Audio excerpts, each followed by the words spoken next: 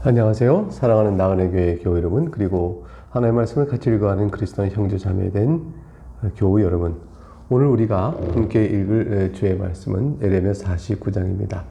49장에서는 암몬, 에돔, 다메섹, 게달과 하솔, 엘람 등의 족속들의 멸망에 대한 하나님의 심판적 선언을 보게 됩니다.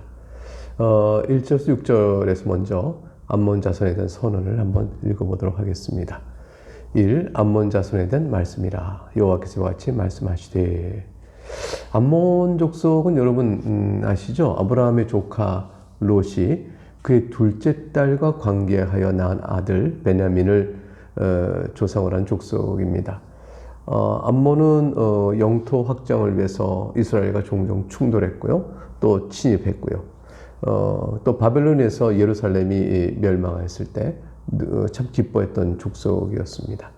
하나님께서는 1절 하반절에 이스라엘이 자식이 없느냐, 상속자가 없느냐, 말감이 갓을 점령하며 그 백성이 그 성읍들에 사는 것은 어찌 됨이냐, 이렇게 말씀하셨습니다. 말감이란 것은 이제 암몬이 섬기던 우상의 이름이죠. 현실적으로 이제 암몬의 왕을 가리켜서 이제 암몬이 어떻게, 즉 말감이 갓을 점령하며, 그러니까 말감이라는 우상을 섬기는 그 암몬의 왕이 어떻게 갓 지파의 땅을 점령하느냐라는 것입니다. 이 갓은 이제 12지파 가운데 하나인 갓 지파를 의미하는 것인데, 이제 사사 시대 입다 때로부터 사실 또 아수르가 북이스라엘을 침공했을 때까지 암몬은 호시탐탐 이 갓 지파의 땅을 자기 영토로 편입하기 위해서 노려왔습니다. 하나님께서 이제 이에 대해서 물으시는 거예요. 1절에 하반절에 이스라엘이 자식이 없느냐? 자식이 있지 않냐? 상속자가 없느냐? 상속자가 있지 않느냐? 근데 어찌하여 너는 자식도 있고 상속자가 있어서 그 땅에서 계속 거주해야 될 갓 지파의 권리를 너희가 점령하여 그것을 빼앗는 죄악을 범하느냐? 하나님께서 암몬에게 엄중히 물으시는 겁니다. 하나님이 지정하신, 하나님께 주신, 이스라엘에게 주신 땅을 너희가 그렇게 점령하는 죄악을 범할 수 있는가라고 말씀하는 거죠. 2절에 그래서 여호와의 말씀이니라. 그러므로 보라 날이 이르리니 내가 전쟁 소리로 암몬 자손의 랍바에, 즉 이 랍바는 암몬의 수도입니다. 암몬의 수도인 랍바에 들리게 할 것이라. 랍바는 폐허덤이 언덕이 되겠고 하나님의 심판이죠. 그 마을들은 불에 탈 것이며 그때 이스라엘은 자기를 점령했던 자를 점령하리라. 여호와의 말씀이니라. 곧 이스라엘이 암몬 자손의 빼앗긴 땅을 찾을 것이고요. 다시 회복될 것이라고 선언하셨습니다. 3절 헤스보나.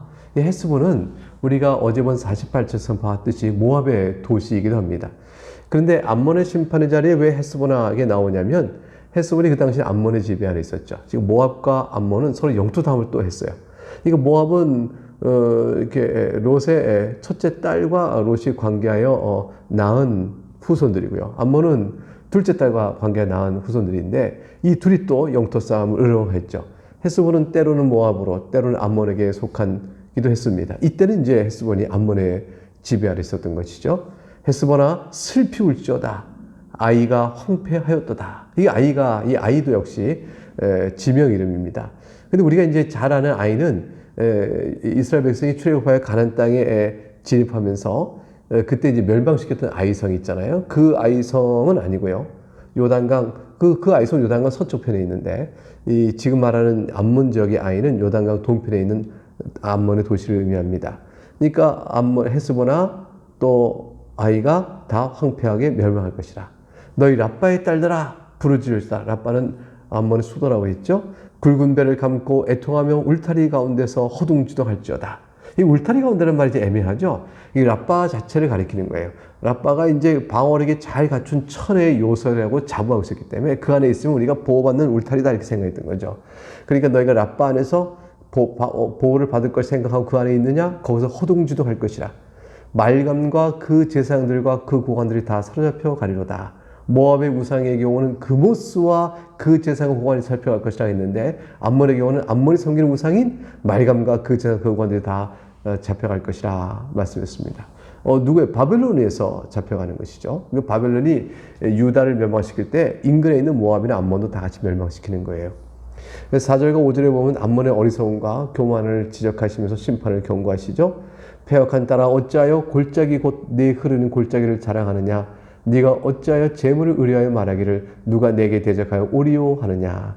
물 흐르는 골짜기라는 것은 첫째는 경제적 측면에서 재물이 풍요롭고요. 둘째는 골짜기 안에 있기 때문에 군사적으로 방어 요소가 있다 해서 아주 든든한 거예요. 재물을 의뢰하고 그 다음에 누가 우리를 대적하겠냐 이렇게 골짜기에 숨어서 너희가 감히 이렇게 말하느냐. 5절 주 만군의 여호와의 말씀이니라. 보라 내가 두려움을 네 사방에서 네게 오게 하리니 너희 각 사람이 앞으로 쫓겨나갈 것이요 도망하는 자들 모을 자가 없으리라 말씀하셨습니다.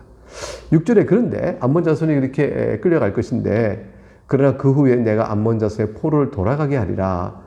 여호와의 말씀이니라. 즉 모압의 경우같이 암몬에게도 포로 귀환을 하나님이 약속해 주셨습니다. 그래서 과연 이스라엘이 바벨론에서 돌아올 때 암몬들도 돌아오게 되어집니다.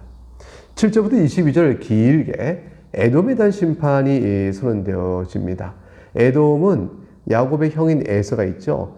에서의 자손들이 형성한 나라가 이제 에돔입니다. 하나님께서 이제 이스라엘과 에돔을 미워하지 말라고 하셨어요. 형제의 나라다라고 일컬어 주셨는데 에돔은 이스라엘 굉장히 경계했습니다. 그래서 이스라엘이 나중에 가나안 진격할 때 에돔의 땅을 좀 가로질러 가라고 했을 때 에돔이 그걸 할사코 거절하죠. 그래서 이제 계속 이제 치열하게 다툼이 있고 싸움이 있었는데 다윗이 에돔을 나중에 정복하고 실제로는 이스라엘 국력이 강할 때는 에돔에다 섭정왕을 둬가지고 일종의 총독 같은 것이에요. 그 섭정왕을 두고 다스리기도 했습니다. 에돔은 이스라엘을 아주 미워했어요. 증오할 만큼 미워했어요. 그래서 이스라엘 멸망하는 날 가장 기뻐하고 즐거워했던 자들입니다. 7절에 이제 에돔의 심판을 하나님 선언하십니다. 에돔에 대한 말씀이라 만군의 여호와께서 이와 같이 말씀하실 때 대만에 이 대만은 이제 에돔을 대표하는 주요 도시죠. 지혜의 도시로 알려져 있어요. 욥의 친구인 엘리바스의 고향이기도 합니다. 다시는 지혜가 없게 되었느냐? 명철한 자에게서 책략이 끊어졌느냐? 그들의 지혜가 없었느냐? 에돔이 이제 망하게 됐으니까 망하지 않을 지혜를 너희가 구해봐라. 대만이 지혜의 땅으로 유명한데 지혜의 도시 유명한데 과연 거긴 지혜가 없느냐? 너희를 못 지키느냐? 8절 드단 주민아. 드단은 이제 이름난 큰 유명 도시가 아니에요. 그런데 거기까지도 돌이켜 도망할지어다 깊은 곳에 숨을지어다 이렇게 내온 것은 에돔의 크고 작은 도시까지 다 하나님의 심판이 내려진다는 것이죠. 그래서 8절 중반절에 내가 에서의 재난을 그에게 닥치게 하여 그를 벌할 때가 이르게 하리로다.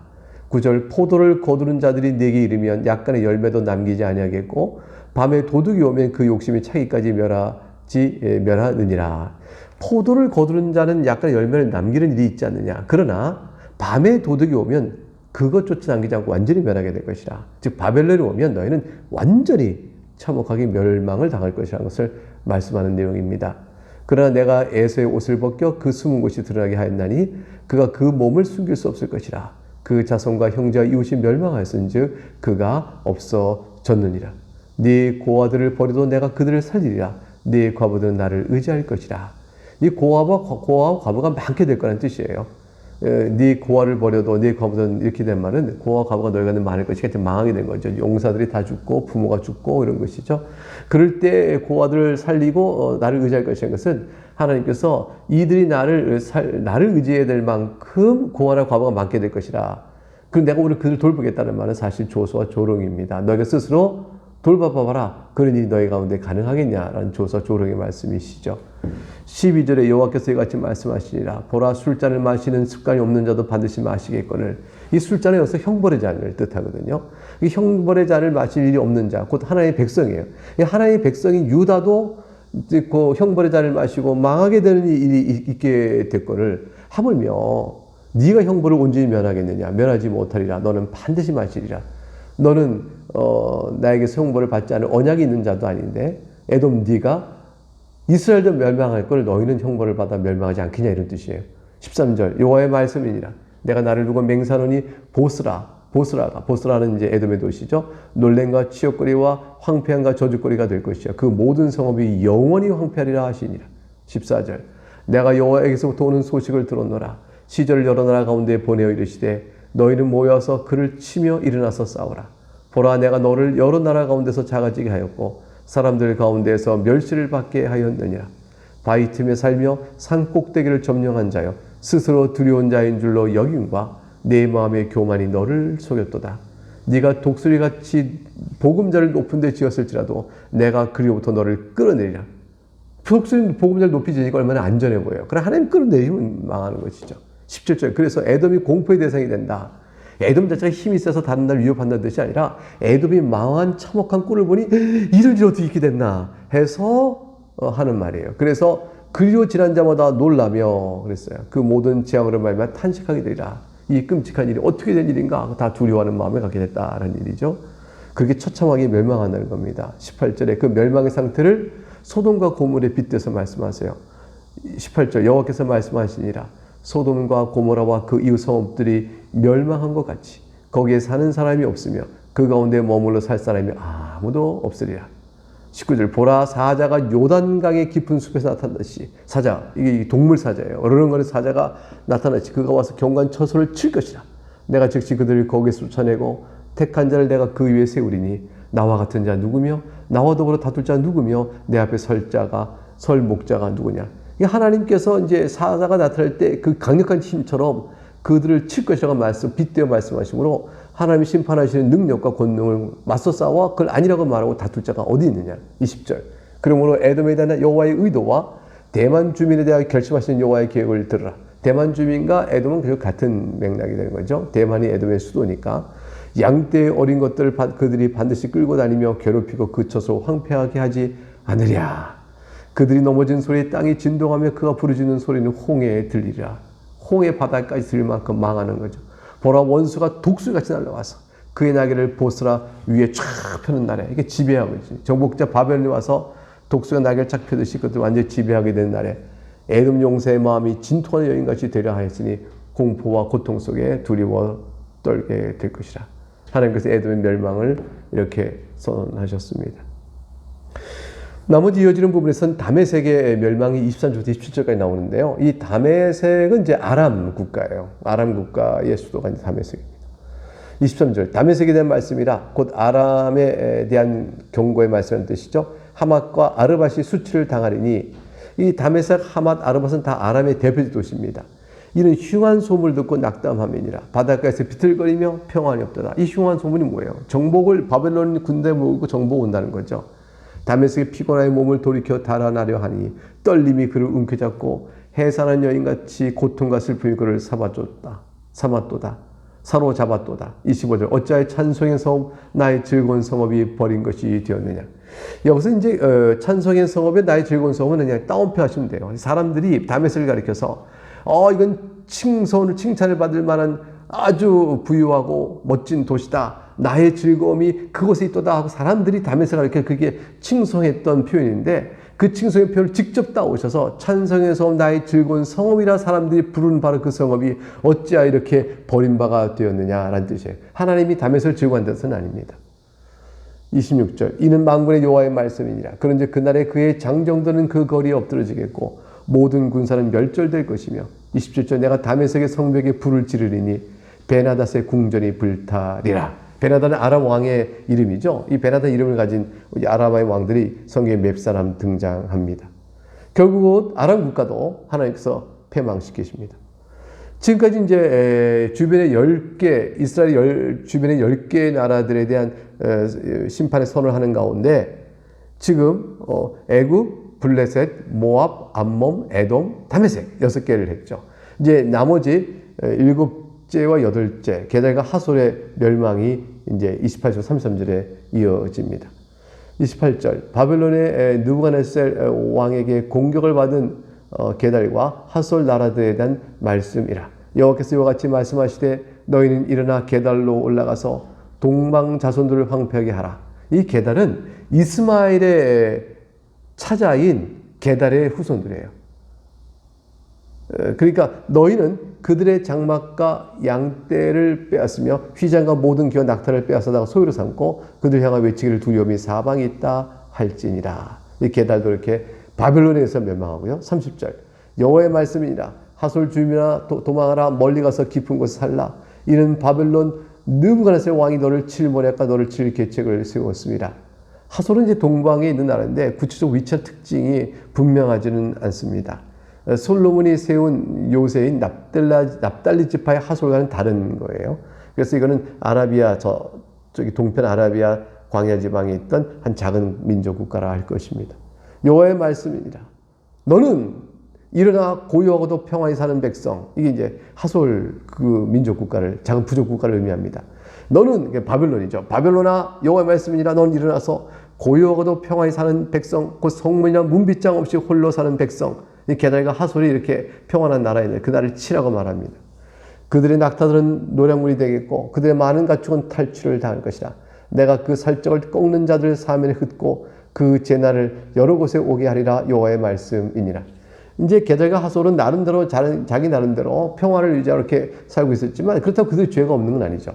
하나님께서 이제 그것도 바벨론을 들어 이스라엘 치러 밀고 내려올 때 주변 국가들도 이렇게 멸망토록 하십니다. 33절에 보면 하솔은 큰 뱀의 거처가 되어 영원히 황폐하리니, 이 큰 뱀의 거처가 있어서 이 뱀이라는 번역은 좋은 번역이 아니에요. 이게 여기서 뱀이라는 단어라는 것은 탄닌이라는 이제 히브리어인데 그것은 괴물이라는 뜻이거든요. 이게 이제 어떤 괴물인지 모르지만 큰 괴물에 거쳐된다. 이게 광야 지역에 사는 큰 짐승들에 거쳐된다는 것이죠. 이게 맹수나 이런 큰 짐승들의 거처가 되어 영원히 황폐할 것이다. 사람이나 그 가운데 머물러 사는 사람이 아무도 없게 될 그것을 의미합니다. 그래서 하솔과 이제 게달도 이렇게 멸망할 것이라 하고 하나님께 말씀하셨어요. 이제 마지막으로 이제 10번째 주변국으로 엘람이라는 나라의 멸망을 선언하십니다. 34절 유다 왕 시드기야가 주기한 지 오래지 아니하여서 엘람에 대한 여호와의 말씀이 선지자 예레미야에게 임하여 이르시되, 이제 엘람이라는 나라는 이제 이란, 지금 따르면 이란 고원의 남부 지역에 있는 이게 나라죠. 아수르 제국의 남쪽에 있는 나라예요. 이거 큰 나라는 아니고요. 35절 만군의 여호와가 이같이 말하노라. 보라, 내가 엘람의 힘에 으뜸하는 활을 꺾을 것이요. 엘람은 활을 잘 쏘는, 그리고 자기 나름대로 자기 방어를 좀 갖고 있는 그런 나라로 인정이 됐고, 그것 때문에 우리의 힘은, 우리는 어쩌지 못한다. 우리는 작지만 강하다. 다른 식의 교만함이 있는 그런 나라였습니다. 36절 하늘의 사방에서부터 사방 바람을 엘람에게 오게 하여. 그러나 그렇게 해봐야 자신의 힘을 말하고 으뜸가는 활을 자랑하면서 자기를 지킬 것이라고 교만하게 해도 하나님께서 바벨을 들어 심판을 쭉 하실 때 엘람도 멸망하게 되는 겁니다. 사방 바람을 엘람에 오게 하여 사방의 바람이 불어 사방으로 흩어버리니 엘람이 쫓겨난 자가 가지 않은 나라가 없으리라 그랬어요. 37절 여호와의 말씀이니라. 내가 엘람으로 그의 원수의 앞 그의 생명을 노린 자 앞에서 놀라게 할 것이며 내가 재앙곧 나의 진노를 그들 위에 내릴 것이며 내가 또 그 뒤로 칼을 보내 그들을 멸망시키리라. 내가 나의 보좌를 엘람에 주고 왕과 고관들 그곳에서 멸하리라. 여호와의 말씀이니라. 39절 자 이렇게 해서 되었는데 39절 말일에 이르러 하나님 정한 때가 될 때 내가 엘람의 포로를 돌아가게 하리라. 여호와의 말씀이니라. 여호와의 말씀이니라 했으니까 이 모든 일은 다 확정된 일입니다. 근데 근본 목적이 멸망 자체에 있는 것이 아니라 이들도 구원을 받아 하나님을 경배하는 은혜를 깨닫도록 하심의 목적이 있음을 보여주십니다. 그러니까 하나님께서는 바벨을 들어서 불순종했던 언약 백성인 남쪽 유다마저 망하게 하실 때 주변의 10개의 나라들도 다 망하게 하십니다. 다 망하게 바벨론 지배 아래 다 들어가게 하시죠. 그러면서 보여주는 것이에요. 이 이스라엘 주변에 있는 나라들이 다 죄악 가운데 있다가 심판받는 모습, 즉 하나님의 백성인 유다를 심판하실 때 그들의 죄도 심판하시는 형태로 바벨론은 도구로 쓰십니다. 그리고 그들에게 말하는 것이죠. 유다인 이 백성도 내 백성이지만 죄를 범하여 망하거늘 하물며 너희들은 너희가 범한 죄 때문에 망하지 않겠느냐. 그래서 공의의 하나님을 드러내세요. 그렇게 드러내시는데 나중에 유다 백성을 다시 돌이키시거든요. 가나안 땅 돌아오게끔 하나님이 귀환의 복을 주실 때 이들 가운데도 주변 10개 가운데도 각각 일부의 족속들이 다 자기 땅으로 돌아오는 귀환의 복을 함께 더불어 받도록 하십니다. 이것들은 무엇이냐면 하나님 언약 백성 물론이와 이제 그들이라 할지라도 돌이켜 하나님의 은혜를 깨닫고 하나님께 돌아오게 되면 저도 구원을 받게 되고 또 용서의 은혜를 받게 되는 은총을 베푸실 것임을 보여주는 사인이죠. 이 일들이 이제 실제로 구약 형태 속에서 이루어지지 않아요. 이스라엘 백성은 이제 돌아와서 하나님께 다시 성전을 짓고 살아가면서 다시 한번 성전을 짓게 하신 하나님의 구호 회복시키는 은혜가 뭔가를 신학적으로 깨달고 찾아가는 과정이 되어지고 메시아를 기다리게 되어지죠. 이 일들의 궁극적인 성취는 오늘 우리에게 주는 교훈이 참 큰 것입니다. 이방인들이지만 저들을 공의로 심판하시고 그래서 다 버리지 아니하시고 그 가운데 일부라도 다시 돌이켜서 회복의 은혜를 베푸시는 하나님께서 죄 중에 살던 이 나라 대한민국 우리나라의 조상들 가운데 죄 중에 있는 이 나라에도 복음을 전하게 하셔서 우리들 같이 이제 그리스도의 복음을 듣고 구원받는 사람들도 나타나게 하신 것이죠. 이것이 하나님의 은혜입니다. 이런 은혜가 이런 상황 속에서도 우리가 하나님의 은혜를 깨달을 수 있게 되어집니다. 다 같이 우리들에게 구원을 베푸시고 돌아와 하나님께 엎드리게 하신 그 사랑을 영광 돌리며 찬송하는 우리가 되어야 할 것입니다. 이 말씀을 또 깊이 생각하고 주 앞에 감사를 여러분 되시길 바라면서요. 오늘 여기까지 읽겠습니다. 내일 다시 뵙겠습니다. 감사합니다.